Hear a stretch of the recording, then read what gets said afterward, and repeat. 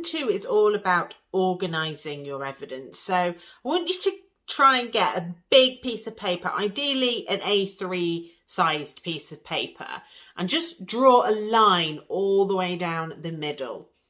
I then want you to add the whens of your relationship. So when you first met, when you moved in together, when you got married, when you had your first child, second child, however many, when you separated, when you applied to court. Next, I want you to add the hows. So how did you meet? How did you end up living together? How did you talk about and decide to get married? How did you talk about and decide to have children? How you separated?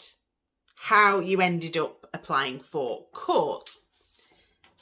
Next, start adding the whats. So what was the start of the relationship like? What was it like living together? What was the marriage like? What was parenting like? What was the separation like? And what's happened since you applied to court? And now finally, this is where you can add some of the whys. So why did you choose them? Why were you attracted to one another? Why did you move in together? Why did you get married? Why did you have children? Why did you separate? And why are you going to court? The reason why I do it in such a way is that, going back to the facts, the reality is that only the things that you can evidence, so mainly the things with dates, are objective. The rest is subjective. It's about your opinion. And what I mean by that is they will have a completely different account for all of those other parts. Times and dates can't be argued with, especially when there's like a text message with a date and a time on it, an email with a date on a time on it. They can't be argued with. But the whys and the hows, they can be argued with because their opinion, so their perspective will be different to yours. It's really important.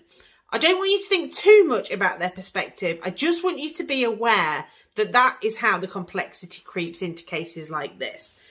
From a professional's perspective, it's one relationship, but two completely different, usually opposite perspectives. Knowing that right now, early on, will help you present your case and process your experience. So hearing and reading a report that is full of lies is never going to be easy, but at least now you're expecting it, and therefore you can limit your emotional response to it, which means that they are losing power over you as well. So now you've got a great timeline. It's time to start putting it into your categories, and this is where Evidence Tracker comes in. It's been formulated to include the main categories involved in these types of cases, and all you have to do is start inputting your evidence into that spreadsheet. And this will allow you to prove the patterns of behaviour rather than proving every single incident. And it's all done within the legislative framework. I do run a monthly live in the Facebook group to support you with any of that if you're struggling. But that is the key for this lesson, is organising your evidence.